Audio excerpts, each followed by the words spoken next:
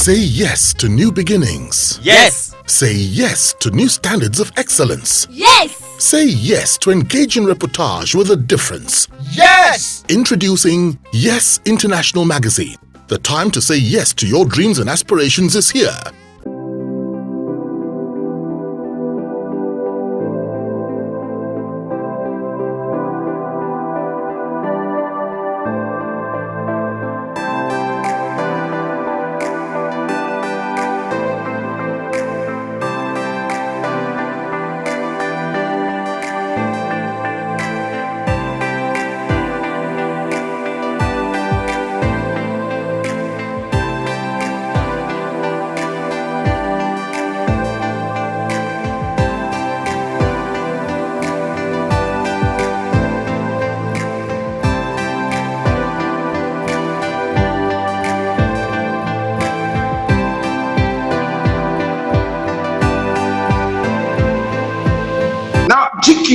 In over 2 decades, you're still relevant. How have you been able to do it? I mean, we'll get to hear about some people today, tomorrow we'll no longer hear about them.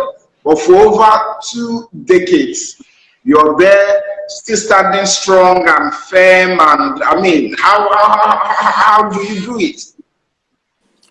First and foremost is focus, you know. Okay. Then let me start by saying that your motivation for what you are doing will determine how long you might really be able to last. You know? So first motivation for me, like I said, was passion. What that really means is that, like most footballers who ended up playing big league, what it means is that you were willing and able to offer your talent for free. Wow. That's where passion comes in. Most performance artists start up by being able to perform for nothing. You just want people to see what you can do and what you're capable of doing. And because you're willing to perform for nothing, that means you are doing it just for the joy you are getting from the performance. Wow, I love that. Not from the I reward. love that. So the reward comes, it's like the seek ye first, the kingdom, then every other thing. That will be ended. All right. So everything comes as a result of the passion and the dedication and the focus that you pay to what you're doing. You know, wow. Being careful, Yes.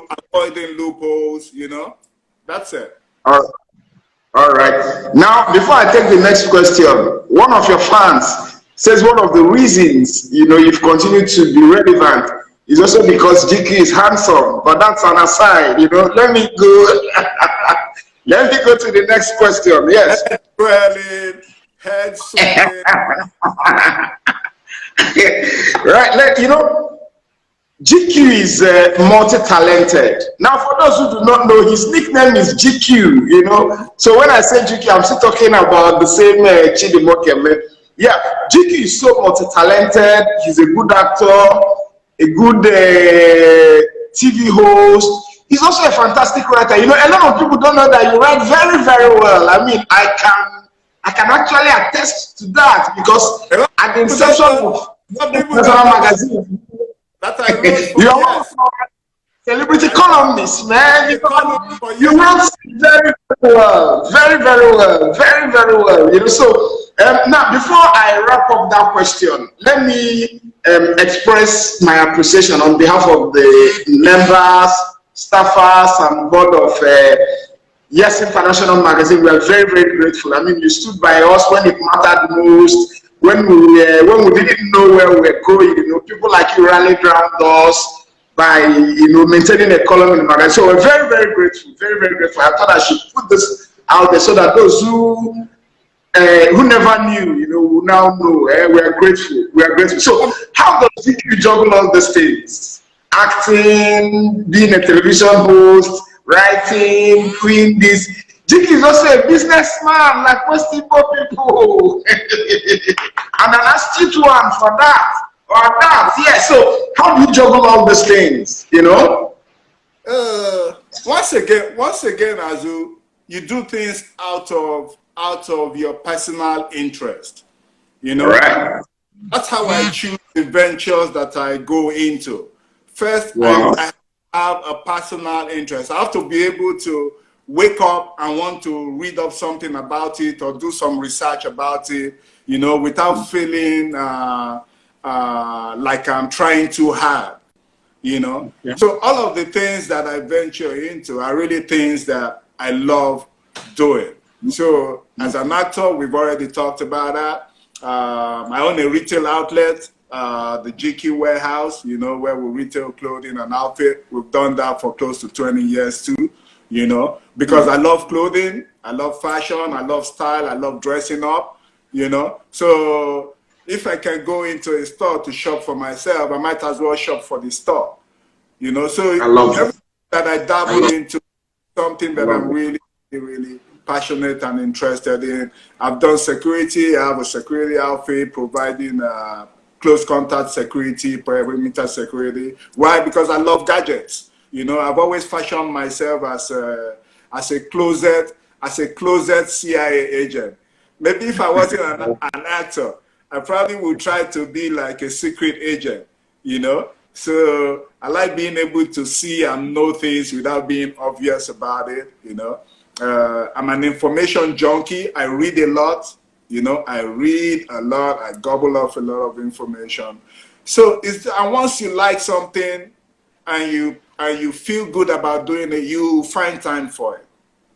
Wow, I love that. I love that. Now, GQ, it's obvious, you know, that acting has done a lot of things for you. What has acting not done for you?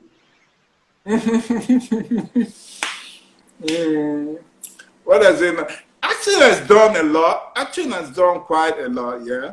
And there's quite a lot too that you get limited from doing. So it takes a certain level of awareness and consciousness. You know what happens with actors and entertainers and performers, like I always say, is you spend the first half of your life trying to get known and appreciated and recognized for what you do, and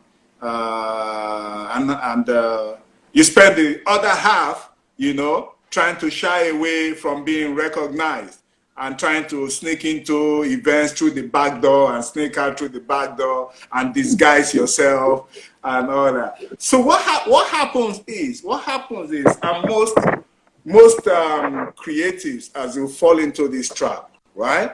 That's why I say it takes a certain level of consciousness and awareness. What happens is, when you get into that level of fame, right? When you get into that level of fame and fortune, you start to lose the ability to venture into smaller ideas as they come up in your head, you know? Because every idea, every initiative, you know, requires small beginnings. But fame makes it impossible for you to take yourself down to the level required to do small beginnings for the ideas that you have in your head. So most actors and celebrities end up being only just actors and celebrities because the ideas they wanted to get into, the ego wouldn't let them come down enough to the level where they can do small beginning for my clothes line, small beginning for this business I want to start, small beginning for this cooking business, small beginning for this fashion. So every celebrity is trying to start every project on a 5-star level. Wow. What that means is most projects never get started at all. Wow. Wow. I love that. I love that. I love that. I love that. And fame can take away from you, you know, All if right. you don't be conscious. All right. I love that. Before I take the next question, GQ, permit me to, Bon PF, I see you. Thank you so very much. Young Shagro, I see you. Thank you very much. Landscape maintenance. God bless you for joining us. Thank you so much. Now, GQ, as an old hand in this business and in this game, what is the best way for us to take Nollywood to the next level. Yes, Fabrics, I see you. Chidi, John, I see you. Thank you. Yes, you can go ahead. Okay. So as you're talking, I mean, there's a lot that needs to happen, you know, to take Nollywood to the next level. A lot that needs to happen from the practitioner angle, you know, all the different guilds that make up the whole entertainment sector require so much more structure. But I think for that to happen, the first foundational thing that needs to happen is government needs to take more serious interest in what Nollywood can be for Nigeria. So government needs to first take a very conscious interest, recognizing Nollywood for the medium that it is, for transformation, for change, for laundering our image. Nollywood has single-handedly, without any government input or intervention, continues to launder the image of Nigeria outside of this country. Aside from crime, aside from 419, aside from corruption in high places, the good thing, only good thing that people in the diaspora can hold on to and show their friends and share with their friends and is exported everywhere around the world is the entertainment industry. Government needs to acknowledge that and pay more interest to that. And what do they have to do? What we're asking them are really simple things. For instance, Nollywood and the entertainment industry has serious issues with piracy. Piracy cannot be won by practitioners without enabling acts in the Constitution, without enabling policies made by government. Wow. So our policies, our NCC Act as presently constituted, Azu, do you believe that in some cases the punishment for piracy is 100 naira? That's ridiculous. This is ridiculous, Azu. The fine for pirating someone's intellectual property. Property, you know? Wow. It's 100 naira. At the highest, 1,000 naira for the highest of crimes. We cannot operate in that kind of environment. So it becomes more profitable to be a pirate than it is to actually be a creative. Wow. So government needs to intervene in that. I'll give you another place where government can intervene. They have to set up specific grants for the industry. I see people sometimes say, why can't Nollywood tell better stories about Nigeria? Why does Nollywood do juju film? Why does Nollywood do 419 film? Well, no, it is not the job of the creative to launder the image of the country with his money. It is the job of the country to recognize the ability of the creative to use his medium to launder the image of the country.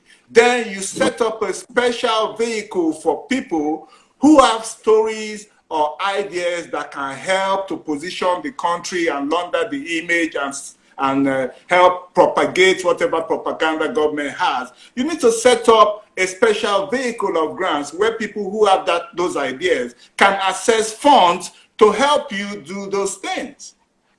Wow. Wow.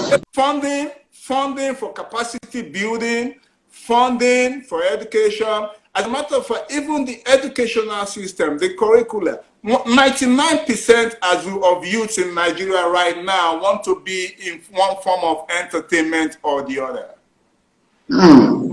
But if you go to the schools that we are sending them to, there is nothing on the curricula preparing them for this entertainment that they are trying to venture into.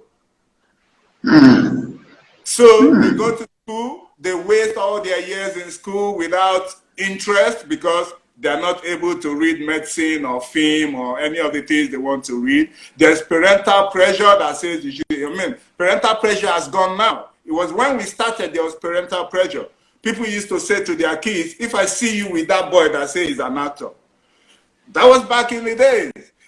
So these days now, they invite us to Aso Rock and say, please come to Aso Rock. Our children want to meet you. So I love that. the page. Yeah, things are cool. All right. So for us to benefit from the page flipping, let us make sure that our schools are now adequately equipped to prepare the next generation of entertainers to do this properly and do this with structure. That's Thank you. I'll tell you something Thank else. you. No, I don't even want to escape from this because this is really serious. These are the things holding Go me ahead. today. Go ahead. Yeah. Nollywood, Azu, is the second largest film producer in the world by volume, right? But for all of that big name, Nollywood does not even have co-production treaties with any film producing country. Even Ghana, that we have done thousands and thousands and thousands of movies with, we do not have a co-production treaty between Nigeria and Ghana that will make it easy for practitioners to crisscross these boundaries without necessarily breaking the bank. We don't have that. We produce 1,000% more movies than South Africa does on a yearly basis. But South Africa has co-production treaties with about 14 countries. That's why all of Hollywood movies go to South Africa instead of Nigeria. Then when they want to things that have Nigeria in it, they recreate Nigeria in other countries instead of coming to locate from Nigeria. You know, so on so many levels, Azu, let me not. I know you want to talk about that thing. Now, I would like to find out from you, what is the greatest lesson that life has taught you as a person? The greatest lesson that life has taught me is be true to yourself, Azu. I love that. Be true to yourself. Once you're true to yourself, some people would love it, some people would not love it, but as long as you love it, you're good to go. I love that. I love that. I love it. Now, GQ, what has been the nicest thing that you have heard about yourself? The nicest thing? Yeah, you've heard people say about you.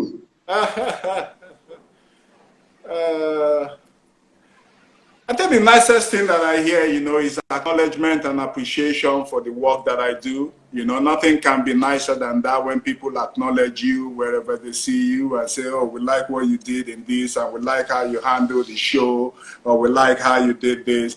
You know, that's enough acknowledgement. So for a job that some of us are willing to do for free, when you hear that, that's the reward, you know. All right. So, what would be your last word, you know, to all these people who have tuned in this night to see you, to listen to you, to hear from you? I mean, let them hear something from you.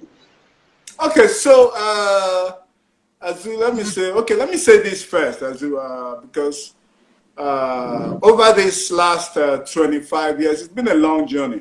Today is easy. You know, we're on Instagram, and everybody can just tune in and catch up with what we're doing or follow it up tomorrow somehow, someplace. But 25 years ago and that way back, it wasn't always as easy. And you, Azu, are one of the people I remember. We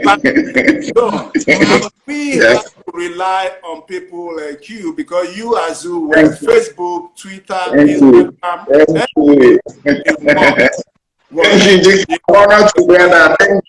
You know? Thank you. So let me take this opportunity, and mainly because there are a lot of people watching, you know, because sometimes you have to say these things where people can also appreciate. Thank you. You, as you were very instrumental in this journey, you know, from back, it's giving us the platform for us to be able to showcase, writing about the stories, true and untrue, following up when you can, you know, which is this was all of the jokes that we needed to keep it going. So I want to specially thank you, Azu, for that. Thank you. Thank you. I appreciate it. And I will say that, Azu, for all that you have done. Let me give you now, Azu, an exclusive for you and for all the people. Let me take off my glasses so that I can absorb exclusive with everything at my disposal. Please go ahead. Who have tuned in today. I'm very glad that Aki Sugar tuned in. He's my guy. Yeah, Aki Sugar, yeah. recently, Aki Sugar has seen that I've been doing a lot of work with the Paralympic Federation. Aki Sugar has been there too. Aki Sugar has done a lot of work with his foundation for polio people. So yeah, he's one of our ambassadors in Rotary. Yeah, go ahead. Yeah, so only recently, a new company that I co-own with a Canadian Nigerian investor called Limitless Identity Fashion. We have yet to launch. We have not launched anywhere. We have not brought anything out. So this is an exclusive that we're giving to you as a fashion house called Limitless Identity Fashion. We have just been accredited by the World Powerlifting Federation. Wow. Global Wow. Wow. Yeah. Congratulations. Of all feats for athletes going to the World Cup, the Olympic, and the championships of the World Powerlifting Organization. Wow. This makes us the only company in Africa so accredited, and the one of 3 companies globally so accredited. That's an exclusive for you, also. So that means that we can include all competitors. Yeah, I will. I'm delighted that you obliged Yes International Magazine such a super exclusive story. We are grateful. We are grateful. We are grateful. We are grateful. We are grateful. Thanks so much.